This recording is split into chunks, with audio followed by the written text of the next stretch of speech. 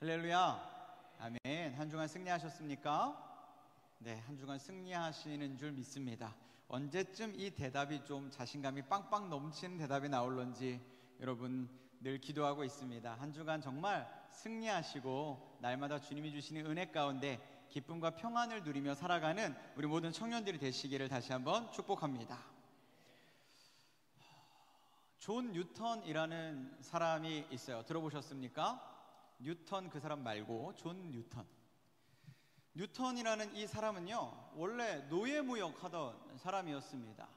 노예무역 뭔지 아시죠? 이 노예들, 아프리카 흑인 노예들을 이제 잡아다가 유럽의 백인들에게 노예로 파는 그런 일을 했던 사람이 바로 이 존 뉴턴이라는 사람이었어요. 물론 오늘날에는 이거 정말 말도 안 되는 일입니다. 절대 일어나서 안 되는 일이고 윤리적으로 절대 누구도 허용하지 않아요. 다만 당시에는 이것이 너무나도 당연하게 여겨졌습니다. 누구도 이 일을 가지고 이것을 문제 삼거나 하지 않았었어요. 그러니까 노예무역이라는 게 가능했겠죠.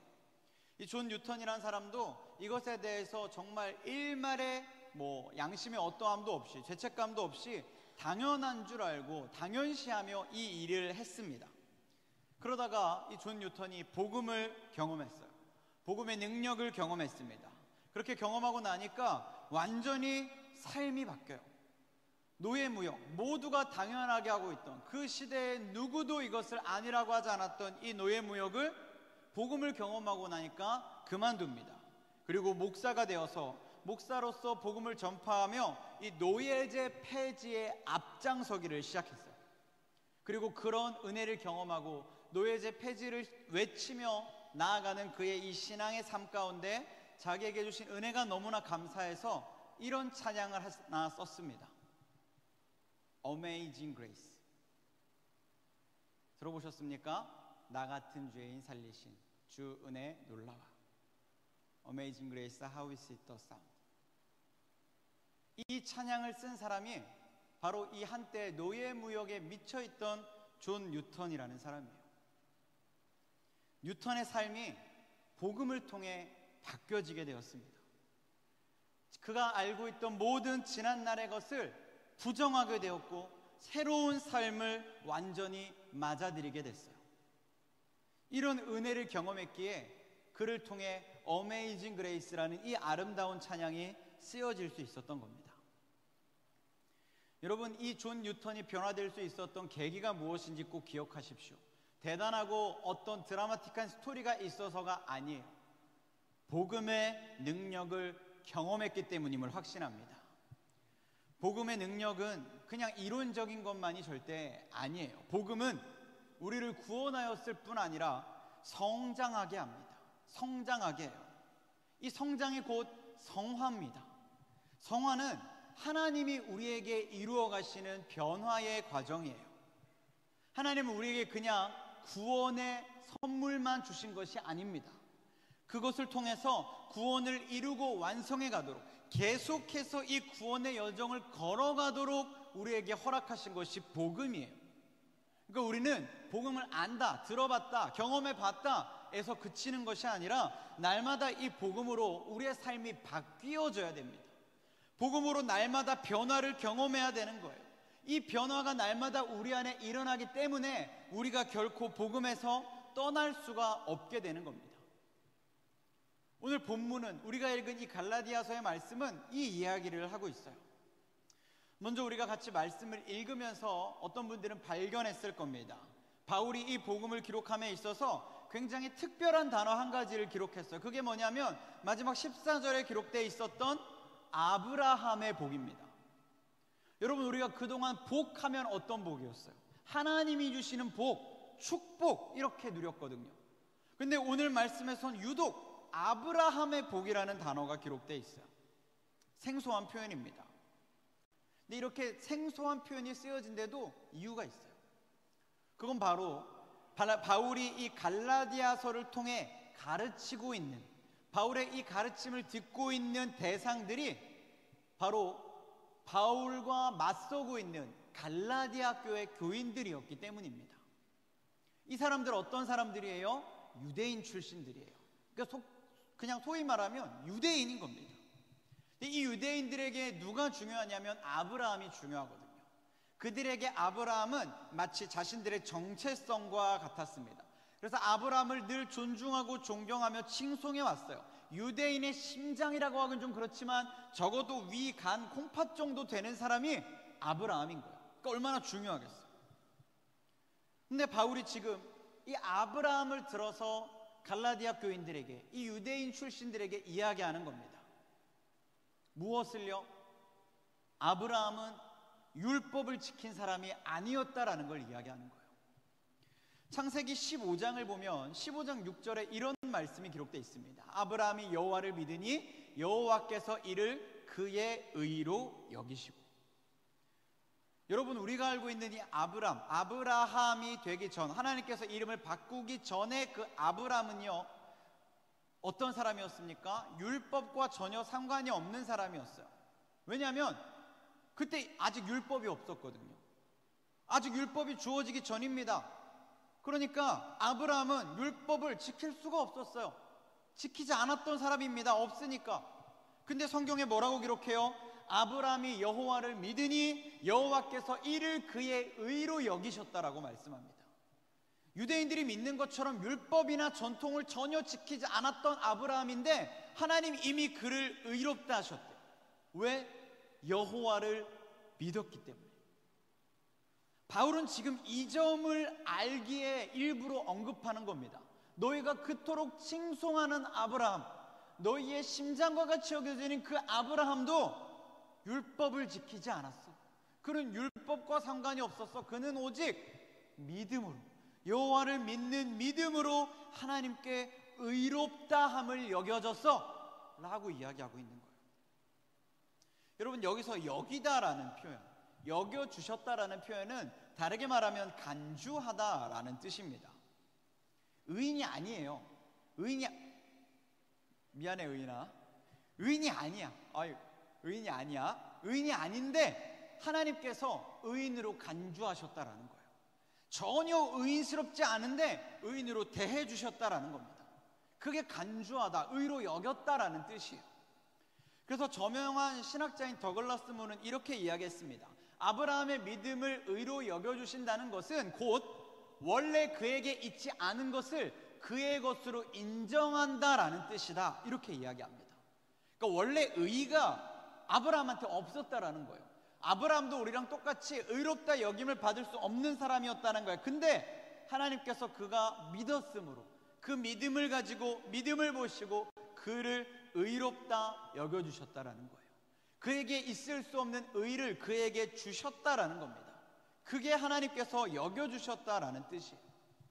진짜 의롭기 때문이 아닙니다. 죄송한 표현이지만 형편없었을 수도 있어요. 근데도 하나님 그렇게 선언하셨다라는 거예요. 그러니까 누구도 이제는 아브라함이 의롭지 않다라고 말할 수가 없는 겁니다. 하나님이 여기셨으니까, 하나님이 의로 간주하셨으니까. 여러분, 우리도 마찬가지입니다. 여러분, 율법 다 하십니까? 율법이요 400개 가까이 돼요. 그거 다 외우세요? 저도 못 외웁니다. 여러분, 그거 지키며 사세요? 아니, 우리 못 지킵니다. 그럼 우리 의로워질 수 없어요. 우리 정말 죄악투성이니까요. 근데 하나님 우리에게도 동일하게 뭐라고 말씀하십니까? 의롭다 말씀하세요. 내 마음이 여전히 불의를 행하고 있지만, 내 마음이 여전히 올바르게 살지 못하고 있지만, 마음에서 여전히 여러 가지 다른 것들을 끄집어 죄를 바라보고 있지만, 그럼에도 불구하고 여전히 하나님 우리에게 말씀하신다고요. 의롭다. 내가 너를 의라 여겼다.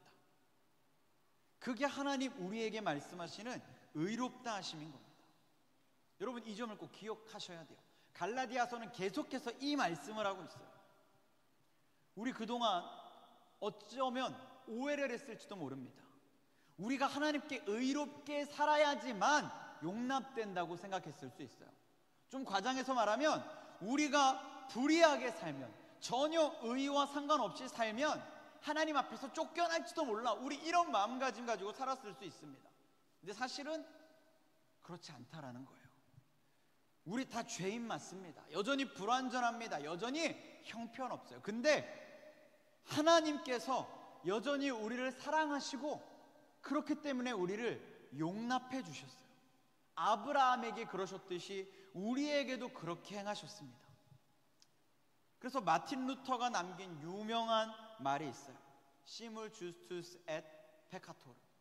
그리스도인은 의로우면서 동시에 죄인인 존재다. 여러분, 우리가 죄가 없다라는 게 아닙니다. 여러분, 우리가 깨끗하다라는 게 아니에요. 나는 잘 살고 너는 못 살고 전혀 틀린 말이에요. 우리 다 죄인 맞습니다. 근데 동시에 어떤 존재예요? 의로운 존재라는 거예요. 이 세상이 결코 이해할 수 없는 논리, 세상이 결코 이해할 수 없는 진리를 하나님 이미 우리에게 행하여 주셨습니다. 그게 하나님의 방법이에요. 죄가 많지만, 죄가 너무 많지만 그러나 의로운 존재입니다. 여러분, 죄가 많으면 하나님이 필요 없는 게 아니에요. 예수님 뭐라고 말씀하십니까? 건강한 자에게 의원은 쓸데없다. 병든 자, 아픈 자에게 의원이 쓸데있다. 마찬가지다. 죄가 많기에 그래서 우리는 더 예수 그리스도가 필요하고, 죄가 너무 많기에 그래서 여전히 우리는 더 하나님이 필요한 사람들임을 여러분 기억하시기를 바랍니다. 우리 중 누구도 하나님이 필요 없는 사람은 없어요. 죄가 많으니까, 그럼에도 불구하고 의롭다함을 입었기 때문에 우리 더 하나님이 필요한 사람들이고요. 그래서 더 우리는 믿음으로 말미암아 살아야 되는 사람들입니다. 여러분, 이 믿음으로 말미암아 사시기를 축복합니다.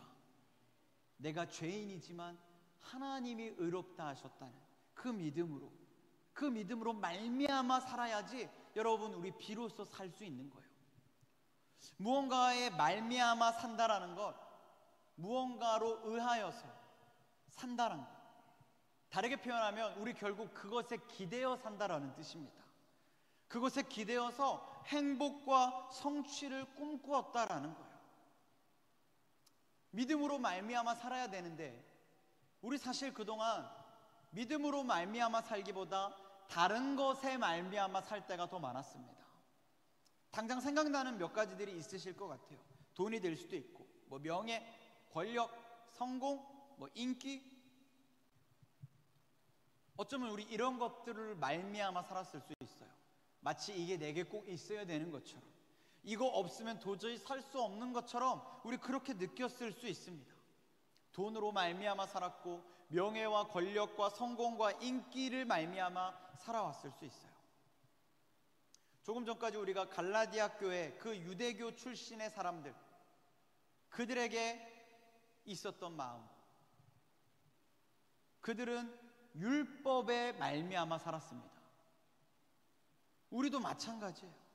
저들이 율법에 말미암아, 율법이 최고인 줄 알고, 율법이 나를 구원해 줄 것 줄 알고 살아왔던 것처럼 우리도 마찬가지입니다. 우리도 믿음이 아니라 이런 세상적인 것들을 말미암아 살아왔어요. 그 결과가 오늘 우리가 이 세상을 말하는 표현에 담겨 있습니다. 여러분, 오늘날을 뭐라고 표현합니까? 지금의 대한민국을 뭐라고 표현하세요? 정치적인 발언이 아닙니다. 여러분 잘 쓰는 표현이잖아요. 헬 조선이라고 부르죠. 지옥 같다라고 하죠. 죽겠다라고 이야기합니다. 너무너무 살기 괴롭다라고 이야기해요. 불행하다고 이야기합니다. 근데 여러분 아셔야 돼요. 우리가 잘못된 것을 말미암아 살아왔기 때문입니다. 잘못된 것들을 의지하고 있기 때문에 아무런 소망이 없는 것을 자꾸 붙들고 살려고 하니까 더 절망과 좌절과 분노로 치닫게 되는 거예요. 우리의 삶이 그렇게 불행하면, 뭐든 될 줄 알고 붙잡았는데 그게 나를 살려줄 생명의 동아줄이 아님을 느끼고 있다면 여러분 갈아타야 되거든요. 당장 그 썩은 동아줄 버리고 진짜를 잡아야 되거든요. 근데 우리 안 그래요. 늘 어떻습니까? 그냥 붙들고 있는 거 계속 붙들고 있습니다. 다른 걸 붙드는 게 불안하니까, 다른 걸 붙드는 게 익숙하지 않으니까 그냥 계속 썩었는데 붙잡고 있어요. 언제 끊어질지 모르는데 그냥 계속 붙잡고 있습니다. 지금이 아니기만 바라면서. 그러다 보니까 어때요? 어느덧 내가 당하고 있는 이 불행한 삶이 불행인 줄 모르고 살아가게 돼요. 이것이 나를 이토록 고통스럽게 하는데 고통인 줄 모르고 이 고통에 맞아 익숙해 살아가는 우리의 모습을 발견하게 됩니다. 그게 이 갈라디아 교회 유대인들에게는 율법이었고요, 오늘날 우리에게는 바로 이러한 것들인 거예요.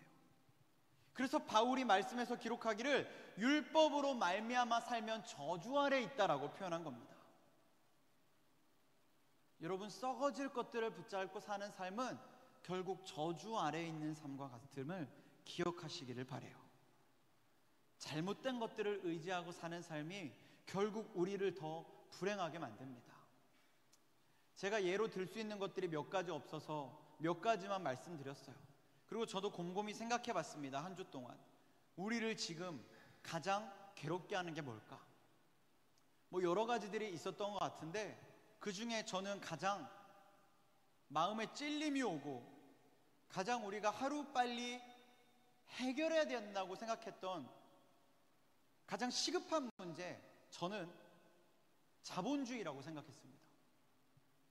여러분, 우리는 자본주의 세대에 살아가고 있어요. 인정하십니까? 제가 청년들을 신방하면서 여러 이야기를 나눠봤는데 꽤 자주 들었던 이야기가 있어요. 지금 나한테 제일 필요한 거, 지금 나한테 제일 중요한 거, 결론적으로 지금 당장 나를 살게 하고 있는 것, 다름 아닌 돈입니다 라고 하는 이야기들을 여러 차례 들었습니다. 돈 필요하죠. 중요합니다. 그래서 돈이 가장 먼저라고 우리 그렇게 생각하고 있어요. 그런 고백들을 이야기해 주는 청년들이 있었습니다. 여러분은 아니라고 생각하세요? 여러분은 정말 아니라고 확신하십니까? 사실 우리 중에 이 이야기에 자유로운 사람 별로 없어요. 어쩌면 그렇게 저에게 나눠준 청년들이 솔직했던 것 같습니다. 중요하다라는 거, 이게 나를 살게 한다, 이거 없으면 당장 죽을 것처럼 느껴진다, 그게 솔직한 심정인 것 같더라고요. 그리고 어쩌면 그게 당연합니다. 우리 지금 자본주의 세대를 살아가고 있거든요. 자본주의 세상에 태어났고 자본주의 교육을 받았고 자본주의 시스템 안에 살아가고 있어요. 그러니까 자본주의가 우리 안에 뼛속 깊숙이 들어오는 거 당연합니다. 근데 여러분, 이게 당연한 세상에 태어났다고 우리 여기에 당연해지면 안 됩니다. 자본주의의 중심 가치는 뭐예요? 돈입니다. 여러분, 근데 돈이요, 대단한 것 같지만 사실 도구거든요. 우리에게 편리성을 제공하기 위해 만들어진 도구적인 개념이에요.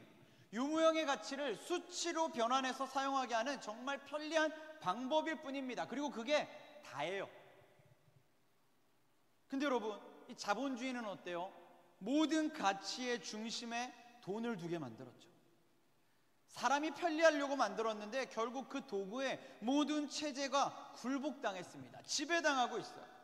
사람을 위한 도구가 사람 위에 있습니다. 아니길 원하지만 우리 다 그런 세상을 살고 있어요. 여러분, 뉴스 틀어보시고 인터넷 뉴스창 검색해 보십시오. 생명경시풍조 아니면 날마다 일어나는 반인륜적인 사건들 왜 일어납니까? 문제는 돈이랍니다. 돈 때문에 일어난대요. 여러분, 만약에 이 세상을 지배하고 있는 이 자본주의가 정상적인 시스템이라면, 만약 정말 정상적이고 모두가 그걸 인정하고 있다면요, 이런 사건들이 일어나도 어떤 해결도 가미해서는 안 됩니다. 왜요? 자본주의는 돈이 중심인 체제가 맞거든요. 돈이 제일 중요한 게 맞거든요. 그러니까 돈 때문에 일어나는 어떤 일이 있어도 그게 자연스러운 거예요. 그게 자본주의입니다. 근데 그러지 않죠. 세상 사람들마저 그러지 않습니다. 돈 때문에 일어나는 이런 말도 안 되는 일을 막으려고 돈을 써가면서 막으려고 애를 쓰고요, 그러면 안 된다고 교육까지 하고 캠페인도 벌입니다. 여러분, 이게 현실이에요. 자본주의가 정말 정상적이고 모두가 순응할 수 있는 그런 올바른 시스템이라면 이런 일들이 일어나면 안 되는데, 이런 해결책들을 자꾸 강구하고 있다는 건 뭐예요? 그들조차도 이미 알고 있다는 겁니다. 자본주의 불완전하다라는 거예요. 제대로 되지 못한 굉장히 위험한 시스템이라는 거예요. 이게 그 반증입니다. 근데 어때요? 알면서 써요. 알면서 거기에 잠자코 있습니다. 알면서 편하니까 좋으니까 유지하려고 해요. 때때로 그 혜택이 나에게 주어지는 것 같으니까 어떻게든 그게 유지되기를 원하고 있습니다. 말도 안 되는 거잖아요. 모두가 아니라고 말하면서, 모두가 썩은 동아줄인 거 인정하면서 세상 모두가 그 썩은 동아줄을 붙잡고 있는데 동의하고 있다라는 거예요. 이런 이상한 체제, 이런 말도 안 되는 체제가 우리 마음을 다 지배하고 있는데, 심지어 우리마저 어떻냐면 거기에 마음과 생각을 다 빼앗기고 있어요. 여러분, 갈라디아 교회 유대인들만 율법주의에서 벗어나야 되는 게 아닙니다. 우리를 끊임없이 괴롭게 하는 많은 것들이 있지만, 오늘은 특별히 우리도 이 자본주의를 탈피할 수 있어야 돼요.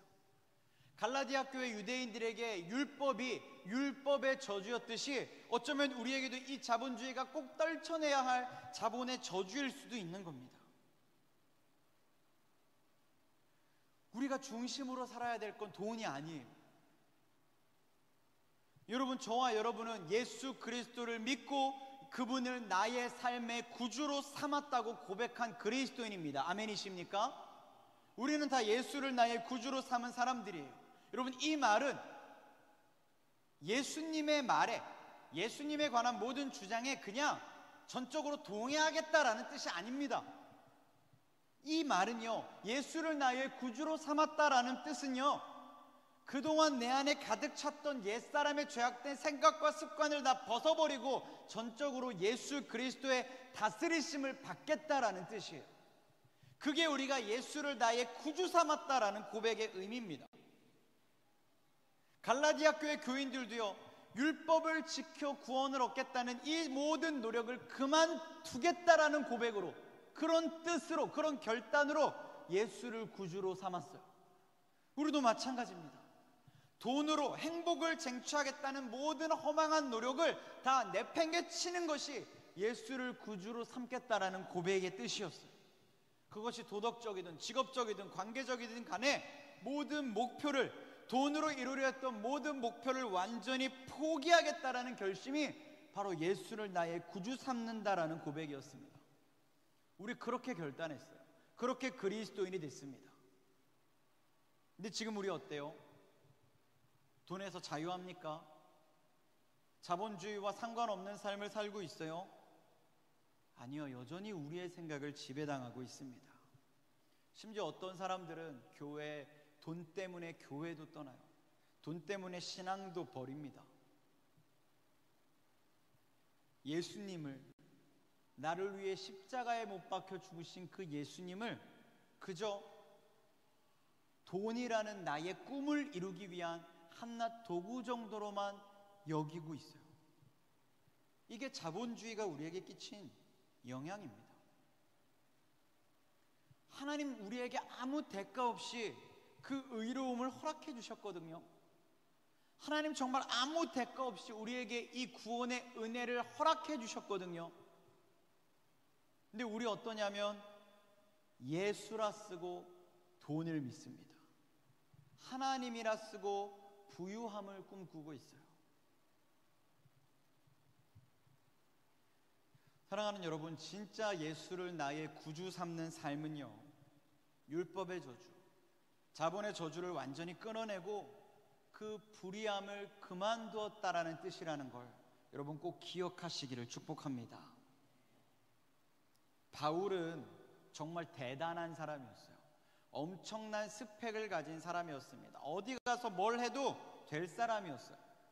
근데 바울이 예수님을 만나고 나니까 그가 이제 하나님 나라 복음을 전파하는 이 사역에 자기 삶을 던져버렸을 때 그는 무엇으로 생계를 이어갔냐면 천막 만드는 일을 했습니다. 여러분, 당시는 도시사회예요. 도시 문명이 이미 고착화된 시대입니다. 그러니까 천막에 사는 사람은 거의 없어요. 천막에 사는 사람은 두 종류입니다. 나라도 없고 갈 곳도 없는 나그네이거나 아니면 유목 생활을 하는 사람들에게 인정받지 못하는 하층민, 천민인 사람들. 그러니까 똑같이 가진 게 없는 사람들이에요. 근데 여러분, 그런 사람들에게 천막을 판다고, 만들어서 제공한다고 뭐 대단한 돈이 되겠어요? 좀 죄송한 표현이지만 뭐 겨우 입에 풀칠 정도 했을지 모릅니다. 정말 굶어 죽지 않을 정도로 살게 됐을지도 몰라요. 근데 바울이 자신의 모든 이 신앙의 여정들을 고백하며 기록하는 가운데 내가 가난해서 힘들고, 내가 가진 게 없어서, 먹을 게 없어서 사역 똑바로 못하겠고, 하나님 나라 붙잡지 못하겠고, 돈을 벌어야 되나 말아야 되나 고민해봤다, 이런 이야기하는 거 본 적 있습니까? 없어요. 그는 그저 열심히 하나님 나라 일에 매진했습니다. 왜요? 간단해요. 하나님이 책임져 주실 걸 믿기 때문이었습니다. 초대교회 성도들 마찬가지죠. 대부분 천민들이고 노예 출신지, 노예 계층이었어요. 이른 아침부터 늦은 저녁까지 죽어라 일합니다.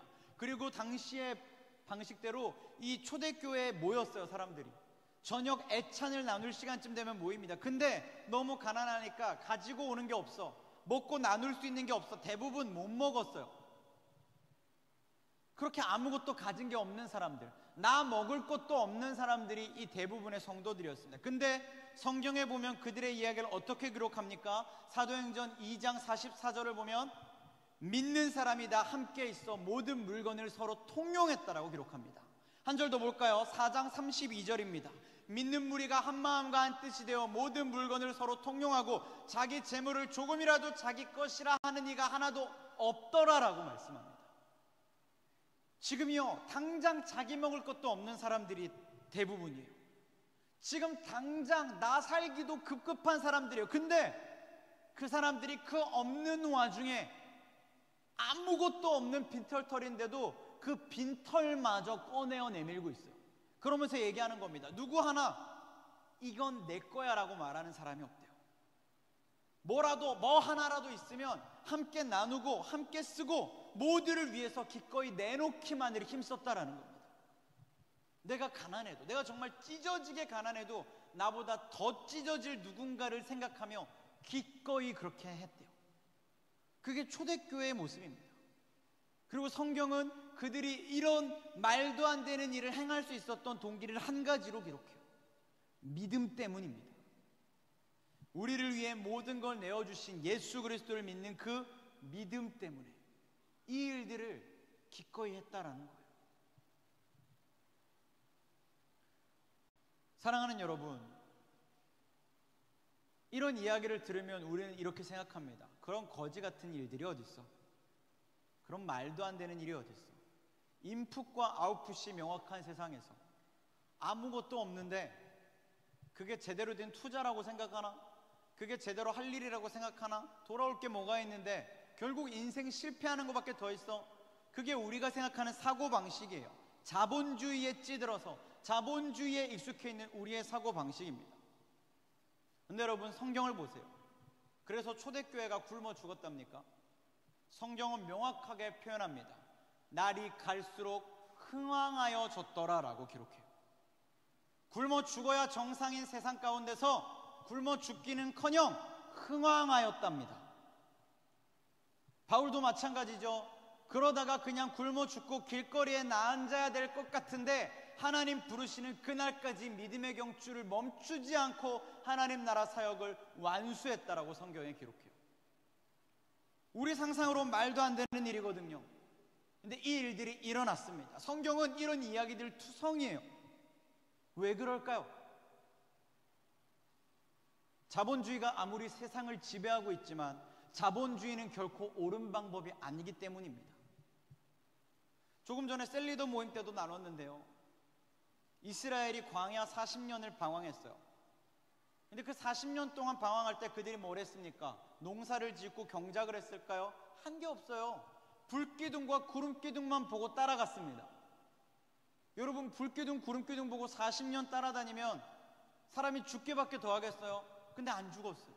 누구 하나 그렇게 개죽음 당한 사람이 없고요, 아사한 사람이 없습니다.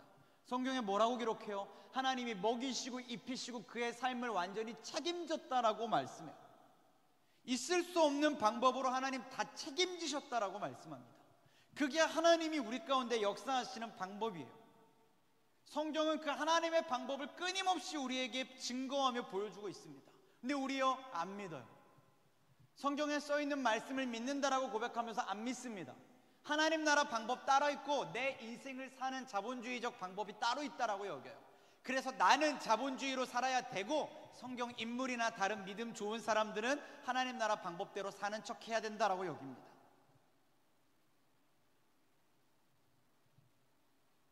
결코 옳은 방법이 아니에요. 초대교회가 누렸던 이 놀라운 은혜는 진짜 은혜고 진짜 축복이라는 걸 여러분 꼭 확신하시기를 바랍니다. 바울의 인생을 책임지신 건 정말 하나님의 은혜였어요. 여러분, 빈 그릇에는 무엇이든지 담아낼 수 있습니다. 근데 이 빈 그릇에 무언가가 담겨 있으면요, 그만큼 새로운 것을 담아낼 수가 없어요. 그릇을 완전히 비워내야지만 그 빈 그릇에 새 그릇이 완전히 가득 차게 채워질 수 있게 되는 겁니다. 자본주의는 이 논리를 도저히 납득할 수 없어요.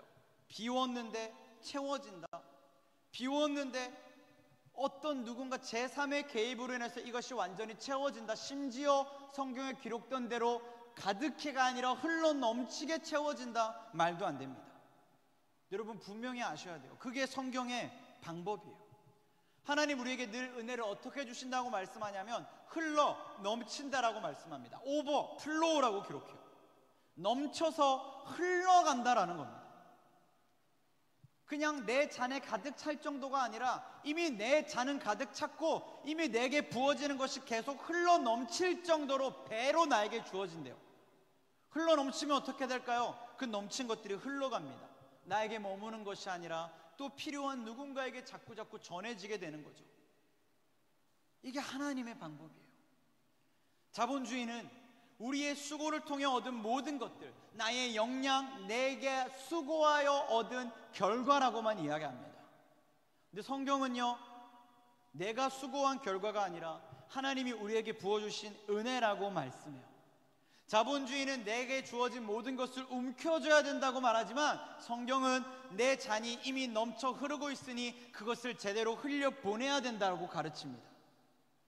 자본주의는 수고한 만큼 얻었으니 이것을 지워내는 걸 손해라 여기지만 하나님 나라의 방법은요, 계속해서 부어줄 것이니 계속해서 비워내는 것이 유익이라고 가르칩니다. 여러분, 질문합니다. 우리는 무엇을 따라 사는 사람들입니까? 자본주의입니까? 성경은 우리에게 분명히 가르칩니다. 나를 위해 살지 말고 하나님 나라를 위해 살아라. 나의 유익을 구하지 말고 먼저 그의 나라와 그의 의를 구하라. 그리하면 이 모든 것을 너에게 더하시리라. 이게 하나님 우리에게 주신 분명한 약속의 말씀입니다. 하나님 약속하셨으면 분명히 그대로 한치의 오차도 없이 모든 걸 이루어 주시는 분이세요. 믿으십니까? 이게 하나님의 약속이면 하나님 그대로 다 이행하실 거라고요. 근데 우리 계속 납득 못하고 있는 거예요. 자본주의에 속아서. 근데 여러분, 분명히 인정하셔야 됩니다.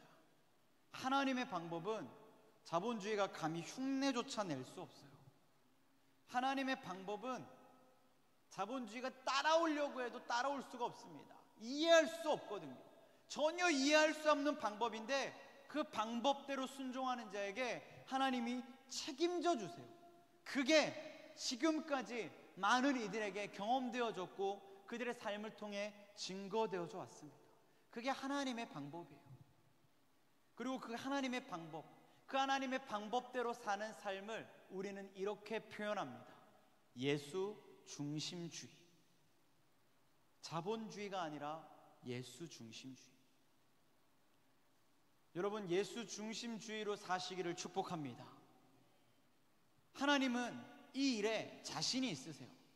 하나님은 우리를 책임지시는 일에 누구보다 자신이 있으십니다. 그래서 성경에 뭐라고 도전하시냐면, 야, 그렇게 쫄리면 시험해봐, 이런 경박한 표현은 없어요. 성경의 표현만 빌리자면 말씀합니다. 시험하여 보라. 주를 기쁘시게 할 것이 무엇인지 시험하여 보라라고 말씀합니다. 내가 너를 어떻게 책임지는지, 내가 너를 책임지는지 못하는지, 내가 너와 어떻게 동행하는지 시험해봐. 네가 눈으로 보고도 믿지 못할 걸 보게 될 것이고 들어도 깨닫지 못할 걸 듣게 될 만큼 내가 너에게 역사할 테니 시험해봐. 그게 하나님 우리에게 도전하시는 말씀이에요. 하나님 얼마나 작정하고 우리에게 은혜를 주시려고 여러분 이런 약속을 우리에게 주셨겠어요? 여러분 이 확신의 말씀이 우리에게 이미 주어졌는데 여러분 왜 주저하십니까? 왜 여전히 엉뚱한 것에 붙들려 살고 계세요? 그게 아니라고 그것 때문에 불행해졌다고 맨날 목 놓아 우시면서 왜 여전히 거기에 발을 담그고 계십니까? 비행기 타지 않으면 비행을 할 수 없습니다. 비행기 타지 않으면 비행기를 통해 주어지는 모든 서비스를 누릴 수 없어요. 비행기에 타야 됩니다. 이 비행기가 나를 목적지까지 안전하게 데려다 줄 걸 믿고 또 나의 모든 여정 가운데 내가 원하는 서비스를 나에게 충분히 제공해 줄 걸 믿고 그 비행기에 몸을 싣는 수고를 해야 여러분 그게 우리에게 주어질 수 있는 거예요. 딱 그 수고만 하면 됩니다. 비행기에 몸을 싣는 수고만 하면 돼요. 여러분 비행기 안 타고 목적지 어떻게 가십니까? 비행기 안 타고 승무원의 서비스를 어떻게 받겠어요? 못 받아요. 딱 그 수고만 하면 되는데 우리도 마찬가지입니다. 하나님이 책임져 주시는 은혜를 경험하려면 우리의 삶을 하나님께 맡겨드려야 되는 거예요. 맡기지 않고 은혜가 임하기를 원한다라는 거 어불성설입니다. 조금 전에 제가 뒤에서 예배드리고 있는데 저희 딸내미가 제 아이패드 뒤에 스티커 3개를 이렇게 예쁘게 붙여줬어요. 너무 예쁘죠? 네. 아니어도 제 눈엔 예쁩니다. 근데 여러분 이렇게 예뻐지려면 똑같은 이치예요. 딸에게 맡겨야죠. 줘야죠. 그래야 예뻐집니다. 그래야 내게 더해질 것이 더해지는 거예요. 내가 붙잡고 아무것도 주고 싶지 않아서 하늘 높이 치켜들고 있으면 주어질 것도 주어질 수 없습니다. 이 시대를 살아가는 우리에도 마찬가지예요.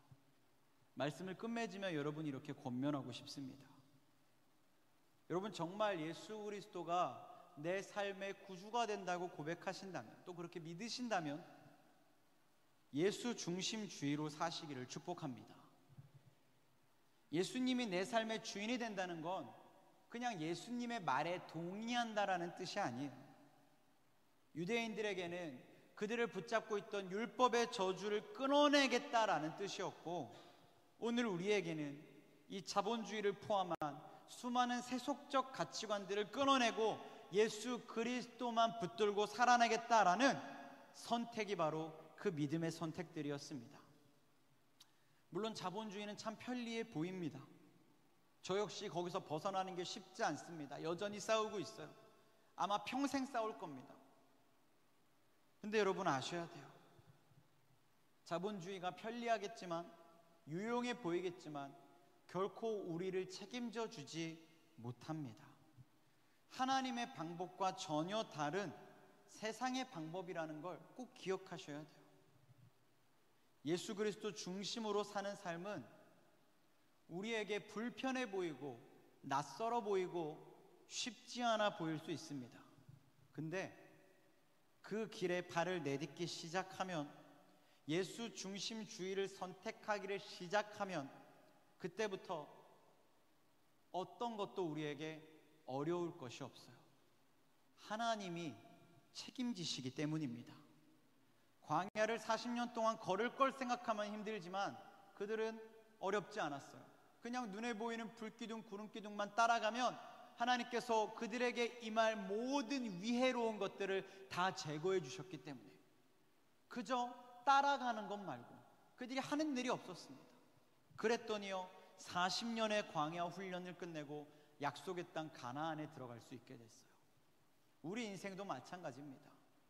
대단한 엄청난 뭔가가 필요한 게 아니에요. 예수 중심주의로 살아내는 삶, 그렇게 내게 주어진 삶을 버티며 하나님 말씀 따라 살아가는 삶, 그렇게 살아내는 삶을 통해 주님 결국 우리가 도달하게 할 겁니다. 어디에요? 영원한 하나님 나라. 그러니 여러분도 시험해 보십시오. 예수 중심주의로 사는 삶을 하나님 얼마나 놀랍도록 축복하시는지, 얼마나 놀랍도록 책임져 주시는지 여러분 도전해 보십시오. 경험해 보십시오. 누려 보십시오. 여러분의 삶을 그렇게 내어드릴 때 하나님께서 원하시고 계획하신 그 모든 놀라운 것들이 우리에게 충만하게 넘쳐오르도록 부어지게 될 줄 믿습니다. 바라기는 저와 여러분 모두가 그 놀라운 은혜의 경험을 꼭 할 수 있게 되기를 이 시간 주님의 이름으로 간절히 축원합니다. 아멘. 찬양팀 나와주시고요.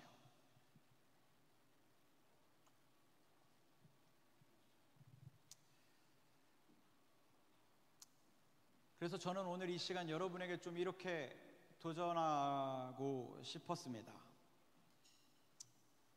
세상이 만들어낸 이 허점투성이의 자본주의 말고 정말 예수 중심주의로 살아보자. 세상은 내게 있는 것을 꺼내면 이걸 손해라고 말하지만 하나님은 결코 그렇지 않다라고 우리에게 가르쳐 주셨으니 내가 알고 있던 내 경험이 소리치는 그 세상적인 방법 말고 진짜 하나님의 방법을 한번 실천해보자. 물론 쉽지 않습니다. 그렇다고 대단한 것도 아니에요. 사실 우리가 주구장창 선언했던 그 예수 중심주의로 실제적인 내 삶을 바꾸어내면 되는 거거든요. 자본주의에 붙잡혀서 생각하던 거 말고 예수님 말씀대로 살아내보면 되는 거거든요. 그렇게 살면 정말 하나님이 책임지신다는 걸 바울도 증거했고 초대교회 수많은 믿음의 선배들이 다 증거해 줬어요. 그러니까 손해보는 장사가 절대 아닙니다. 해보시면 돼요. 실천해보시면 됩니다. 특별히 저는 우리 모두가 이 은혜를 경험하기를 원하는데 그 기간을, 그 시기를 좀 이따 광고도 하겠지만 우리 청년부 여름 수련회를 통해서 이 일들을 경험할 수 있었으면 좋겠어요. 늘 이런 중요한 행사들을 하게 되면 많은 분들이 기도해 주십니다. 또 많은 분들이 섬겨 주시고요. 또 많은 분들이 헌신해 주세요. 그렇게 하시는 이유는 그렇게 했더니, 그렇게 나를 비워냈더니 하나님께서 채우시는 놀라운 은혜들을 경험해 봤기 때문에, 이 은혜가 정말 내게 강력하게 임했었기 때문에 맛본 자가 그 은혜를 사모함으로 더 이 일에 순종하는 거거든요. 우리도 마찬가지예요. 맛을 보면 헤어나올 수가 없을 겁니다. 수련회 위해서 많은 것들이 필요하잖아요. 인원도 필요해요. 여기서 인원은 그냥 참석수를 말하는 게 아니라 이 행사가 원활하게 진행될 수 있도록 돕는 손길들이 필요하죠. 또 많은 사람들의 수고와 헌신도 필요하고요. 또 많은 재정도 필요합니다. 근데 우리가 어떻게 보면 그동안 이것들이 알아서 교회에서 누가 주시니까 누가 하니까 그냥 나는 그냥 옆에서 쳐다보고 있다가 숟가락 빨고 있다가 가서 밥상에 숟가락만 얹으면 되겠지, 이런 생각들을 가지고 있었어요. 물론 그럼에도 불구하고 하나님 우리에게 은혜를 주고 싶어 하시는 분이셔서 은혜를 날마다 더해 주셨습니다. 근데 저는 개인적으로 전 정말 여러분들이 좋거든요. 전 정말 여러분들이 좀 은혜를 경험했으면 좋겠거든요. 근데 제가 여러분들을 위해 기도하고 있는 은혜는요, 그냥 은혜가 아니라 저 개인의 표현입니다. 좀 더 큰 은혜를 기대하고 기도하고 있어요. 여러분들이 좀 더 큰 은혜를 누릴 수 있는 사람들이라는 확신이 있기 때문에 그렇게 하나님한테 구하고 있어요. 하나님, 우리 청년들한테만큼은 더 큰 은혜, 저 그렇게 꿈꾸고 있습니다. 그렇게 기도하고 있어요. 근데 이 여름 수련회를 놓고 기도하는데 하나님 주시는 마음이 이거더라고요. 더 큰 은혜, 그토록 부르짖어 기도하고 있는 더 큰 은혜 부어주기를 원한다. 부어주기를 원한다. 그리고 그 은혜를 받아 누리기를 원한다. 그리고 이번 주간 말씀을 묵상하는데 이 말씀을 통해 깨닫게 하시더라고요. 하나님 우리에게 주시고자 하시는 더 큰 은혜, 이미 더 큰 은혜가 예비되어 있었는데 우리가 이것을 받아 누릴 만큼 비워내지 못하고 여전히 나를 무언가로 채우고 있었구나. 하나님은 가득 채워주길 원하시는데 반만 또는 일부만 내가 가진 것들을 영위하고 붙들고 있기 바빠서 이만큼만 받아 누리고 있었구나. 그래서 여러분 이제 진짜 도전합니다. 여러분 이번 청년부 여름 수련회 우리 힘으로 할 수 있었으면 좋겠습니다. 우리의 비워냄과 내어드림으로 할 수 있었으면 좋겠습니다. 그게 헌신이 됐든 수고가 됐든 인원이 됐든 재정이 됐든 어떤 것이든요, 누가 알아서 마련해 주겠거니 말고 우리의 내어드림으로 할 수 있었으면 좋겠어요. 행사가 잘 되라고 내어드리는 게 아니라요, 하나님 나라를 위해서 심기를 시작하셨으면 좋겠습니다. 한번 비워보십시오. 비워드려 보십시오. 내 것이라 여겼던 것들을 하나님의 것이라 인정하며 꺼내어 하나님께 맡겨보십시오. 대단한 것으로 시작하지 않으셔도 됩니다. 뭐 오늘 커피를 2잔 마시고 싶어? 그럼 1잔 마시고 1잔 값으로 한번 비워보세요. 비워드림입니다. 오늘 밤에 야식을 먹고 싶어요? 근데 어차피 일주일 내내 야식 먹잖아요. 그렇게 야식 먹고 또 얘기할 거잖아. 아, 살쪘네. 그럼 여러분 한 번 정도 하나님께 심어보세요. 비워보세요. 내가 오늘 뭔가 더 푸짐하게 먹을 것이었다면 적당히로 조절해보세요. 그리고 그렇게 심어보십시오. 별거 아닌 것 같죠? 뭐 그걸로 별일이 일어날 것 같습니까? 여러분, 저는 대단한 뭔가를, 허황된 뭔가를 꿈꾸는 게 아닙니다. 그렇게 작은 것에서부터 비워내기를 시작했을 때 하나님은 얼마나 놀라운 것으로 우리에게 채우실 것인지 확신하니까 여러분 그 은혜를 맛보시라는 거예요. 하나님이 작정하신 은혜의 때가 바로 이 수련의 시즌입니다. 그냥 연례 행사가 아니에요. 하나님께서 작정하고 우리에게 은혜 주시려고 하나님 이미 계획하셨고 모든 걸 준비하셨습니다. 그럼 여러분 상상해 보세요. 하나님은 주고 싶은 은혜를 이미 작정하고 다 예비하셨는데 그 은혜를 작정하고 받으려고 비워내기를 시작해서 하나님 앞에 엎드리고 있는 청년들을 하나님 외면하실까요? 작정하신 하나님과 작정한 예배자가 만나는데 여러분 그 은혜가 폭포수와 같이 여러분에게 부어질 거라 여러분 저는 믿어 의심치 않습니다. 경험해 보십시오.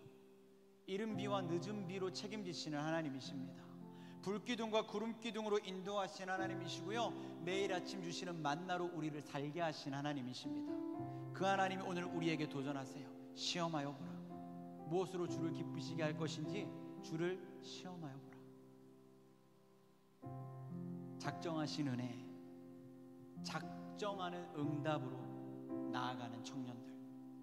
그래서 정말 우리 인생에 다시 없을 만큼 가장 아름다운 하나님과의 추억을 만들어내는 이번 청년부 여름 수련회가 될 수 있기를, 또 그런 우리의 헌신과 사역이 될 수 있기를 이 시간 정말 간절히 주님의 이름으로 축원합니다. 아멘.